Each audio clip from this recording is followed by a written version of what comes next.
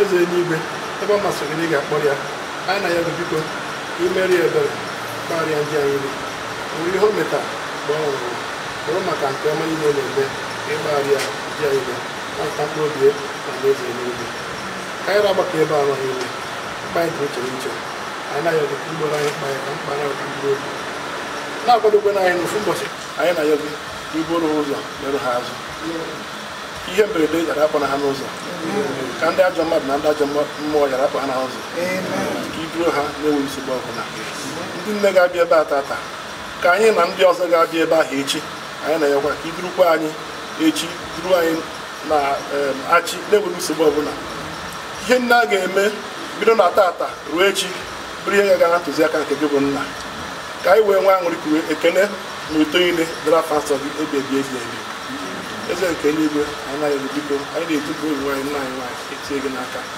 ndị niile ọ rapụ die na ụmụ ya ndị ọzọ ka ịgba ha ume nọnyere ha chekwebe ha kụziere ha gbaziere ha anyị na-ebi nna nri obi ọma na-ọta anyị eze n'ihe kwadokwa anyị ka ọ ga-abịa ịkpa anyị anyị wee tozu etozu ịzago n'iru n'iru anyị na nke n'afọ Kraịst onye nwe anyị.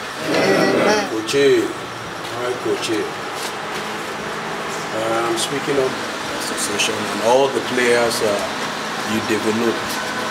Coach, you brought all of us from different tribes, ethnicities. As children, you did not discriminate. You taught us tennis, which helped us in different parts of our life. You played a very big role, very massive role in all of us here, even for some that are not here. Coach will say, thank you very much. I don't know how to thank you enough. Even all of us here, we are very grateful. We wished that you could have stayed more, but God knew better than all of us. You turned us to great players, great fathers, from cradle. I remember when you fought for me, when in school, my house, spoke to my father, not just me, but so many of us here. Coach, we are just saying thank you. But as you left Earth and you are moving to a greater place, we know that the Almighty God will bless your family. We do not have much to give you now, but we pray that God will continually bless you for the good things you did on earth. For your kind-heartedness, you were a mother to all. You did not discriminate. You had players from different parts of Nigeria, right? The Yorubas, Igbos, Hausas, Efik, Ibibio. You brought all of us together, gave us exposure. For the first time, we left Enugu, so many of us, to Lagos and different parts of Nigeria. We will not know anything called tennis. Without you, we wouldn't be able to even further academically. Without you, it wouldn't be possible for us to meet so many people that we met today. Without you, I would not be a tennis player. Without you, I myself wouldn't achieve all that I achieved in Nigeria through tennis. Coach, we are saying thank you. We would have wanted to thank you while you were alive, not this way. I've always spoken with you. So many of us who spoke with you, we called you and we said we were coming to honor you somehow. Coach, we never knew it would be this soon that you're going to leave us. But we say farewell, Coach. As you've left to a better place, we know that someday we'll meet with you again. We are very grateful for everything you did for us. Coach, go well. My coach, my mother, thank you very much. Thank you, Coach. We all are saying thank you. Amen. Farewell.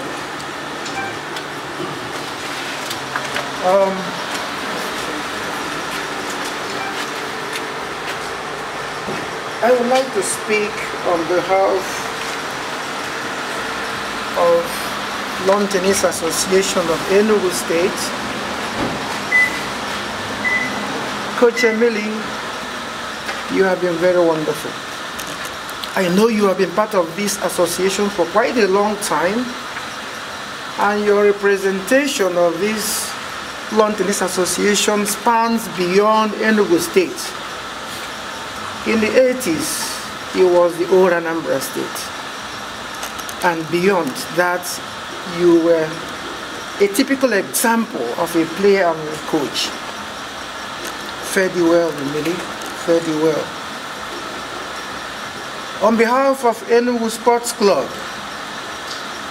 I don't know how to start this because here in Enugu Sports Club in 1985, I met you as a young lady and a very good tennis player.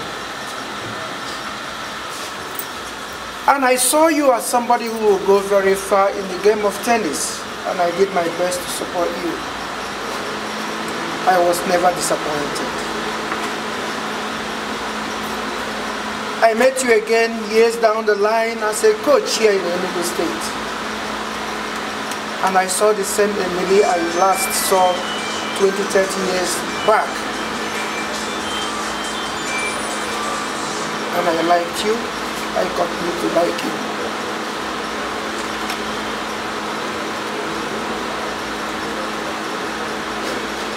For Enugu Sports Club, I say we miss you a lot. Then I'll speak for myself. And I have not had any reason to believe that you were anything better than what we know you to be. A mother, a good coach, a good friend. You left us without any inkling of any suspicion that you were that sick. That is why some of us in part 1 said, what happened? If it was about hospitalization, we would have known and would have done something about it. But that is the speech of man. Because God has taken his own decision about you, and there is nothing we can do about it.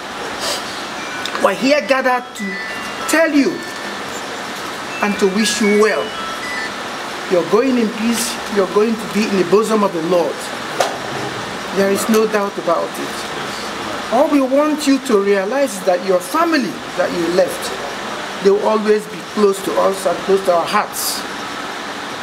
Because Enugu Sports Club turned out to be her second home. If you were not brought here today, you will have missed something. The emotions that are within us, emotions if bottled would create some havoc in our lives. But here we are expressing it because you're a loved one. I love you. We love you. Go in peace. I will work out something for you, Emily. A foundation.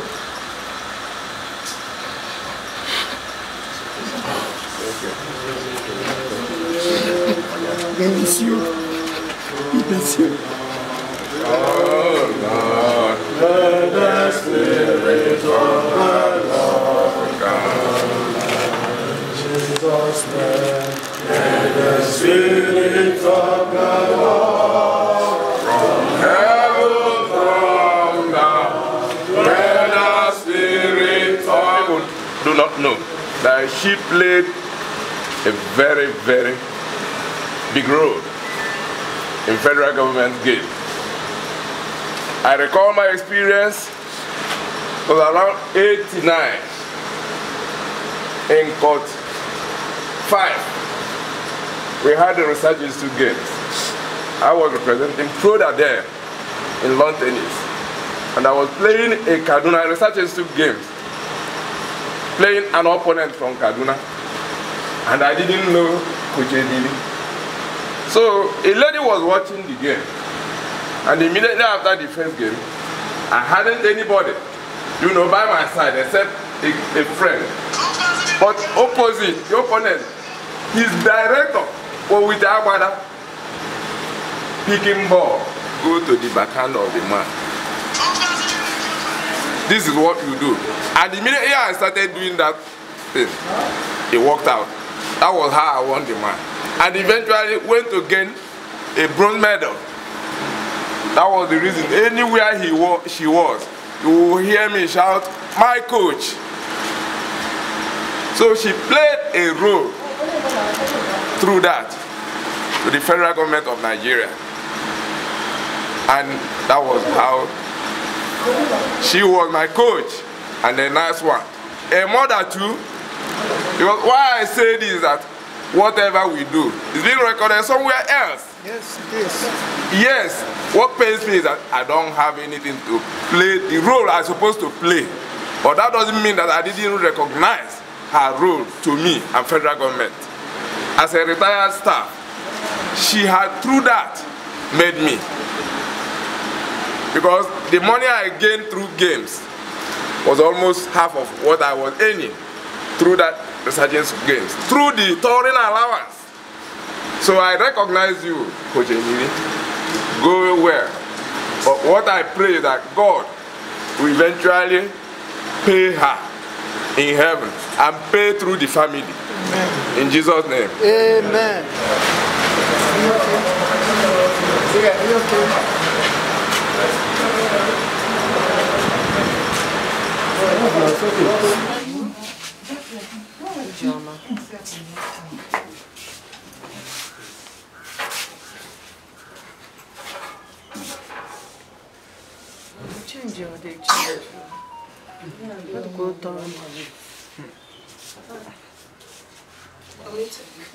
Remember this every soul of your daughter into your mighty hands.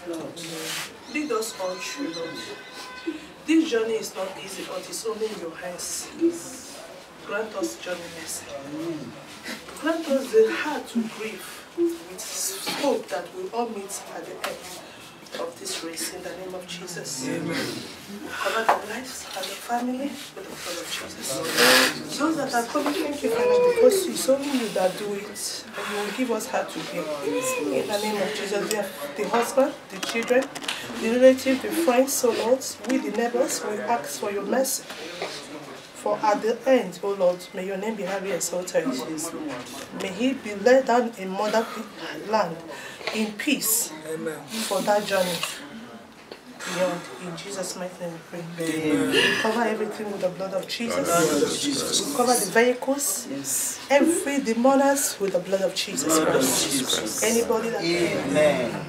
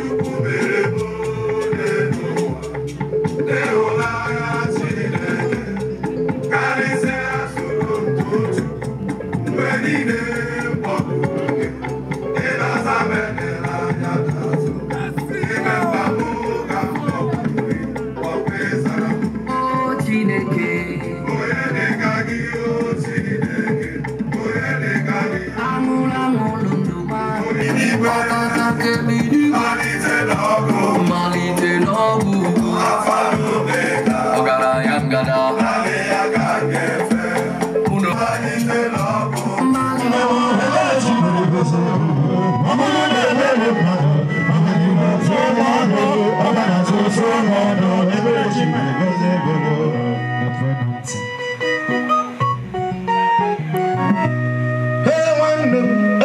chimere bezebere Umibo ebere chimere sebulumo Habulume ebere mmadu Ogani rote numamo Ogana zosu ogano ebere chimere bezebere Uwandemu ebere chimere bezebere Uwandemu ebere chimere bezebere Habulume ebere mmadu Ogani rote numamo Ogana zosu ogano ebere chimere bezebere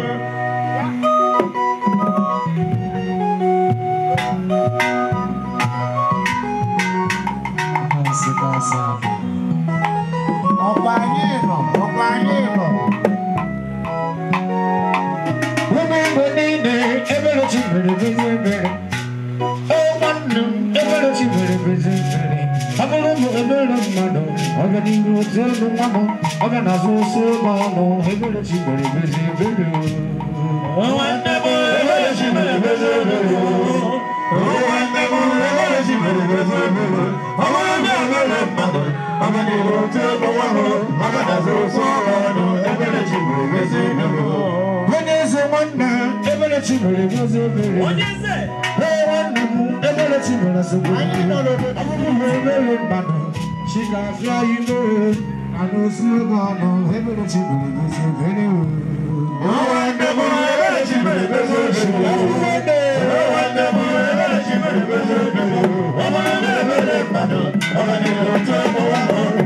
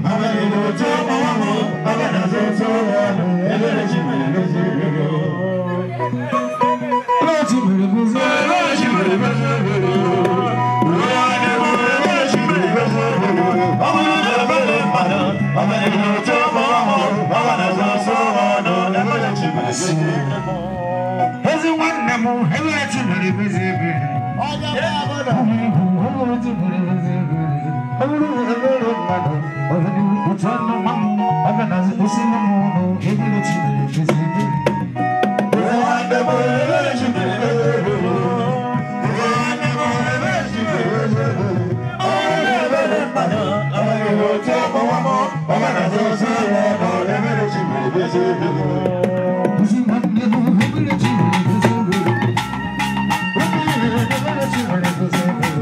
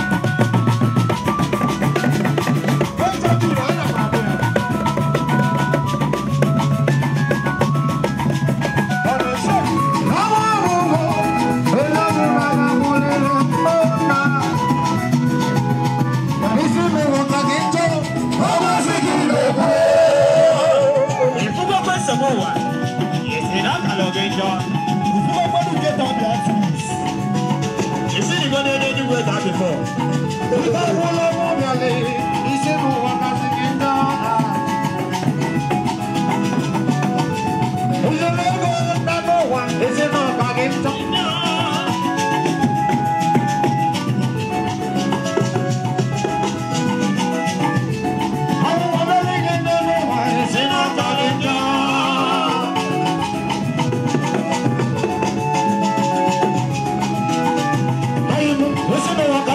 to what I'm saying.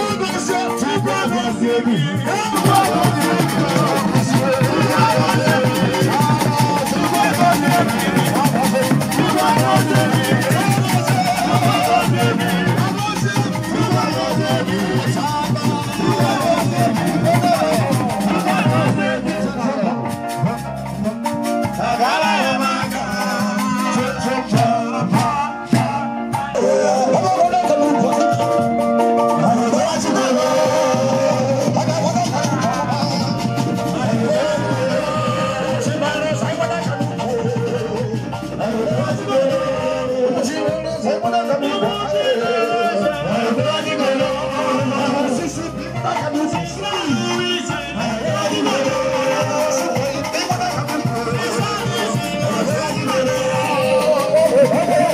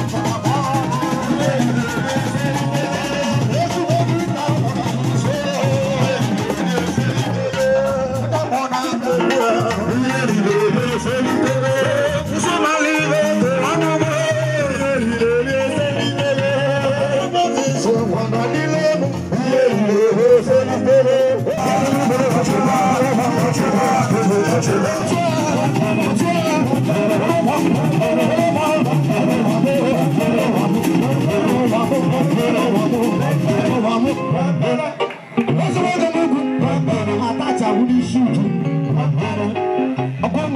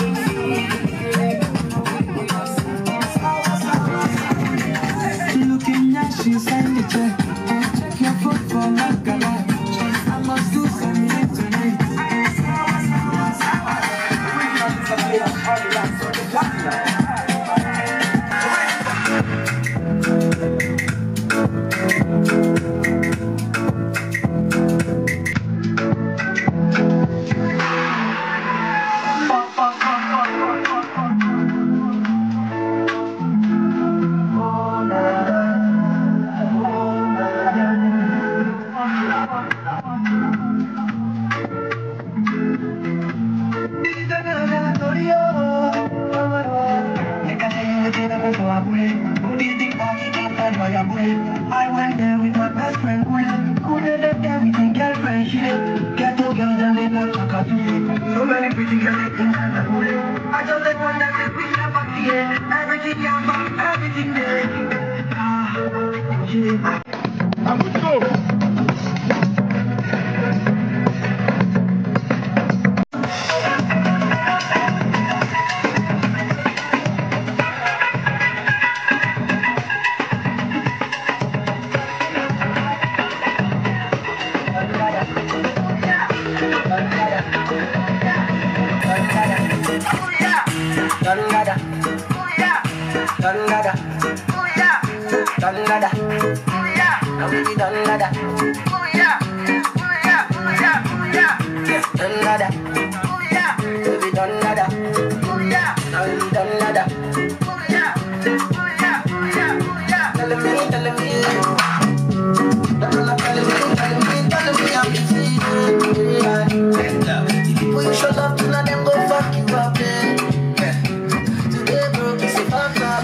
She don't like it, I don't know, but she gon' chop on if you give her cucumber. Walk out from Transamadi till I let begin, she can with the locumba. Baby, make her give you solid, make her even mix am with the lay and I walk out.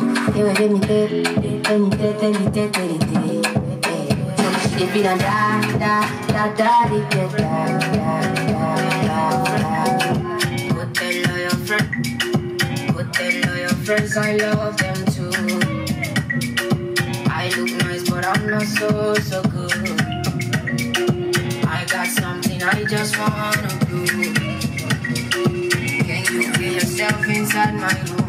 Let me take you, let me take you, let me show you.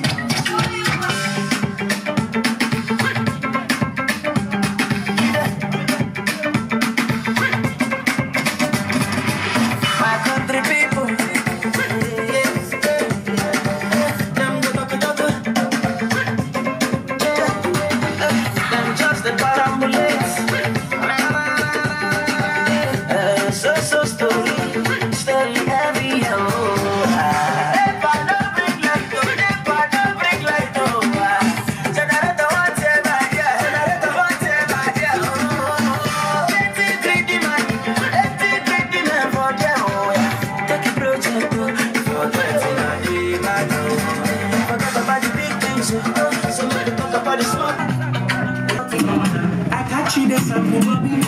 You just sample for cheap for no baby, no they do. You won't collect the check, no money. Tomorrow no they overseas. Yeah, Ubers they send you money. No man tired of plenty for streets. And now only private jet you they sleep. Can I talk about food for money they make them chop, make them rest. I know say you like what you see. Oh just can't have the place make them see. If I catch you for corner.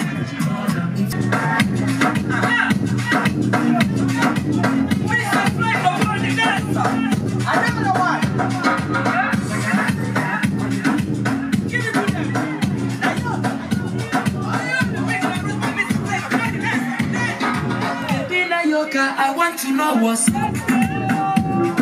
Your money popping, no money. Anyway, shake the car, baby, was inside.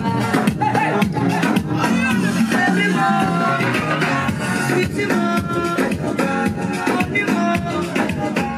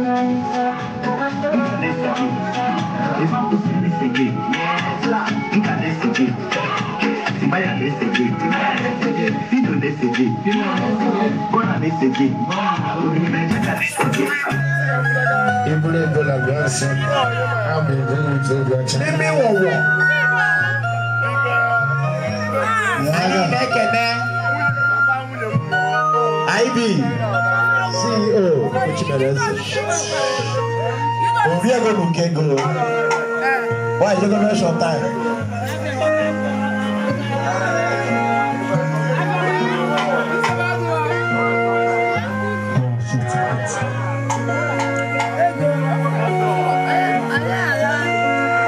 Actually, it's more money.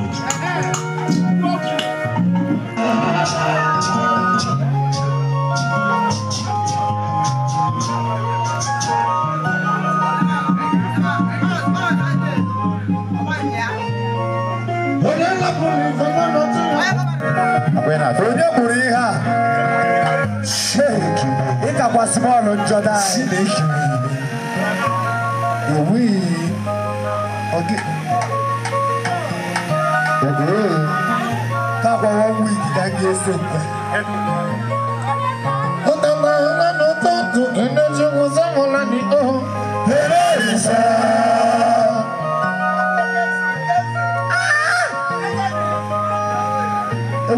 The people. I know to energy was all I need. Oh.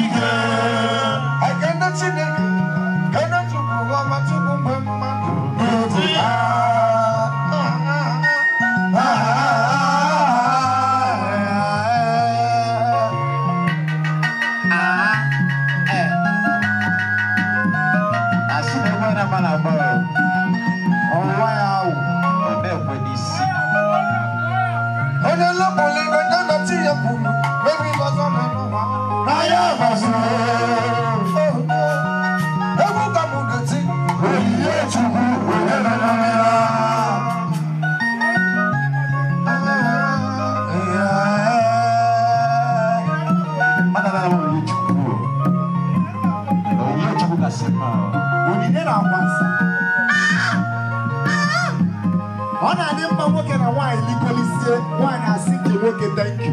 Now the way is it?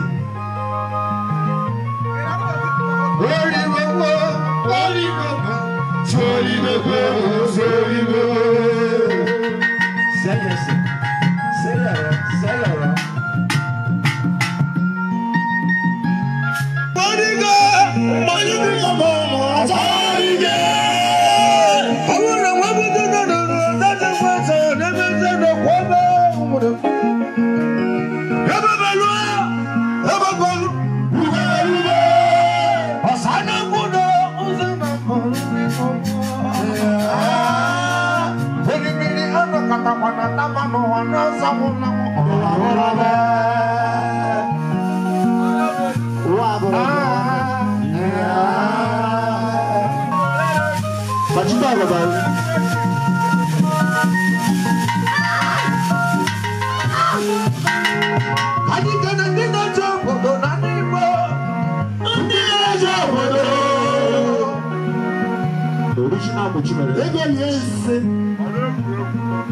Wanda kene go yensi.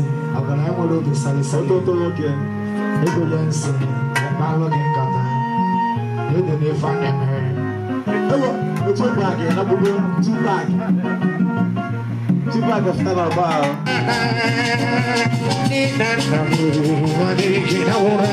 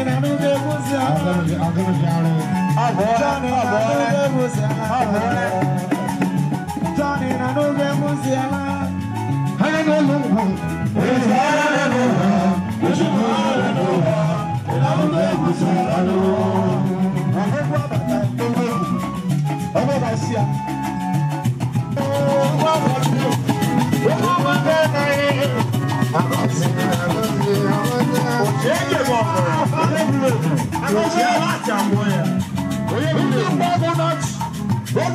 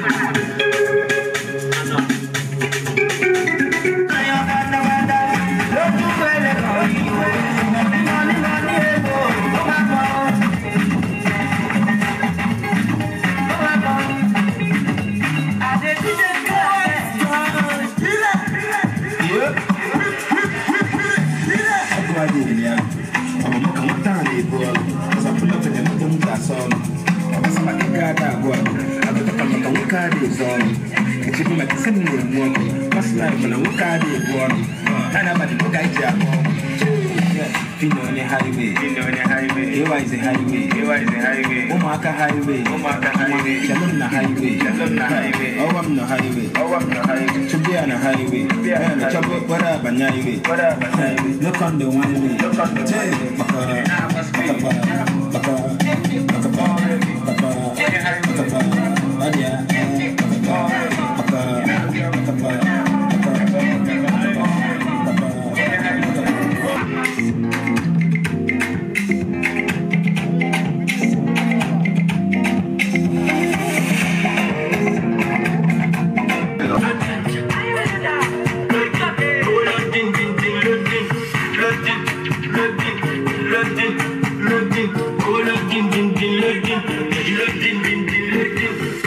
sùn ó gọ̀. Ó jí ó gbọ́ pẹ́. Ọmọ tó sùn ló gọ̀. Ọmọ tó jí ló gbọ́ pẹ́. Ó sùn ó gọ̀. Ó jí ó gbọ́ pẹ́. Ẹni tó sùn ló gọ̀. Ẹni tó jí ló gbọ́ pẹ́. I can feel my face no more. I can feel my legs no more. Mo ti yó pa.